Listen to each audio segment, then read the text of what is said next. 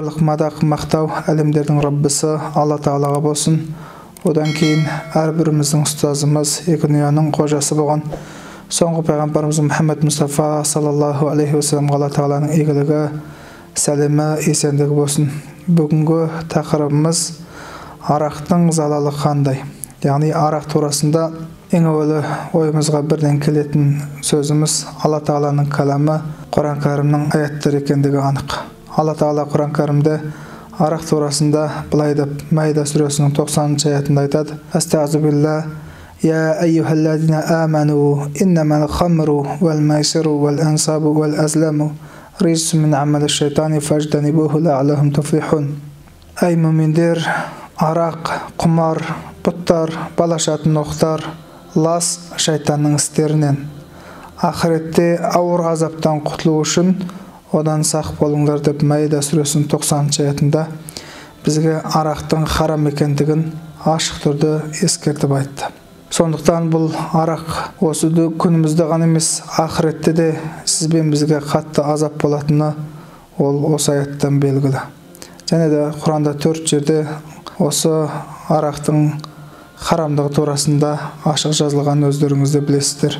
Ал пайғамбарымыз саллаллаху алейхи уассаламның әдемі бір хадисінде, Анас ибн Маликтен жеткен, Ибн Мажаның кітабында жеткен хадисте былай дейді: 10 түрлі нәрсеге арақ арқылы лағнат айтады дейді. Бірінші арақты жасаушы, екінші жасатушы, үшінші ішкенге, төртінші ішкізгенге, бесінші көтергенге, алтыншы көтерушіге, жетінші сатушыға, сегізінші сатып алушыға, тоғызыншы сыйға тартушыға, 10-шы арақты сатып ақшасын пайдаланған адамға бірдей Алла Тағала лағнат айтады дейді. Сондықтан қазір уақытымызда қоғамның ортасында әсіресе саудамен айланысатын кейбір намазхан бауырларымыздың ортасында да осы арақтың саудасымен нәпақасын тауып жүрген бауырларымыз бар. Сондықтан бұл шариғат үкімі бойынша харам болатындығы анық. Сондықтан әрбіріміз осы күнімізде лас болған нәрседен өзімізді қорғап, тозақ отынан, қабір азабынан сақтануымыз ол әрбір мұсылманның мойнындағы парыз екендігін бәріміз білеміз. Біле тұрсақ та дүние құрғыр, әрбір адамның нәпсісін қоздырып, нәпсісін сол өзіне аударып, шайтан лағнаттың жолына аударатыны ақиқат. Сондықтан осы арақ турасында көп санды бұрынғы уақиғалардың бірінде келетіні Осман ибн Аффаннан жеткен сол кісінің өзінен айтқан бір әдемі сөзінде, уақиғасында келеді. Бір күні бір елді мекенде ауаша тұратын, жалғыз ортада тұратын бір кісі, сондай өзін тақуалыққа, тура жолға бағыттап жүрген кісі, бір күні бір бай, бардам әйелдің күтушісі шақырады. Шақырғаннан кейін үйіне кіреді, жаңағы бай әйелдің үйіне кіргеннен кейін жаңағы бай әйел есіктерін жауып, жаңағы 3 түрлі талап айтады. Біріншісі, мына тұрған арақты ішесің, екіншісі, ана тұрған баланы өлтіресің, үшіншісі, менімен зина істейсің. Үшеуінің қайсысын талдайсың дегенде, жаңағы адамның есі шығып, сол жерден бірінші арақты ішеді. Арақты ішіп болғаннан кейін, мас болғаннан кейін баланы өлтіреді, зинасында жасайды. Бұл имам Байхақидің кітабында жеткен осындай уақиғалар, сол арқылы қазіргі уақыттағы бүткіл күнәнің анасы арақ екендігі әрбірімізге белгілі. Пайғамбарымыз саллаллаху алейхи вассаламның тағы да бір хадисінде келеді: әрбір мас қылатын ішімдік харам, мас қылатын нәрсені ішкен адамға Алланың мынандай берген уәдесі болады, яғни улы балшықты ішкізетіні бар дейді.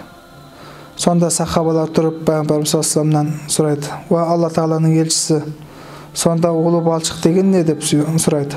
Сонда пайғамбарымыз саллаллаху алейхи вассалам былай деп жауап береді: "Тозақ отына жанғандардың үстінен ағатын тер мен ірің" деп жауап берді дейді. Бұл имам Муслимнің кітабында осындай хадис келеді. Сондықтан бұл арақ тек қана ақыретте ғана емес, осы дүниеде де бізге көп санды зияндары келеді. Яғни бізге қазіргі уақытта көп санды жаңағы дәрі жасайтын бауырларымыздың ортасында да арақпен дәрі жасап, соны азық болмаса арақтан күнделікті аз 100 грамм ішіп тұрсаң денсаулығыңа пайдалы екен деген сияқты медицина ғалымдары айтып жатқан сөздері бар. Оның барлығы бір там болсын, бір тамшысы болсын, барлығы бүткілдей харам екендігі жоғарыда айтып өткен аятымыздан белгілі. Ал атамыз қазақ әдемі сөздерінде арақ ішкен азар, қарта ойнаған тозар дейді. Тағы да бір әдемі сөзінде ішін арақ жайлаған адам сүтті де өрлеп ішеді дейді.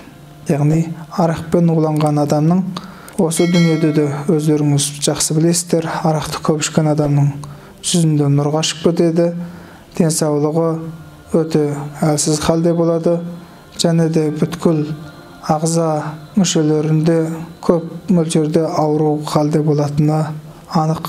Әрбіріміз сондықтан бұл арақтың залалының, арақтың зиянының осы күнімізде де ақыретте де өте қатты, өте ауыр дәрежеде зиян екендігін біліп жатырмыз. Сондықтан әрбіріміз осындай харам болған, өзімізге залал келтіретін әрбір істен аулақ болайық. Еліміз аман, жұртымыз тыныш болсын. Ұрпақтарымызды, қазақ елімізді, жерімізді қиямет қайымға дейін осы исламның ақиқат ақ жолымен жүруді, күнәлі істерден, харам тағамдардан алыс болуды Алла Тағала әрбірімізге нәсіп етсін. Уахиру дауана анил хамдулиллахи раббил аламин.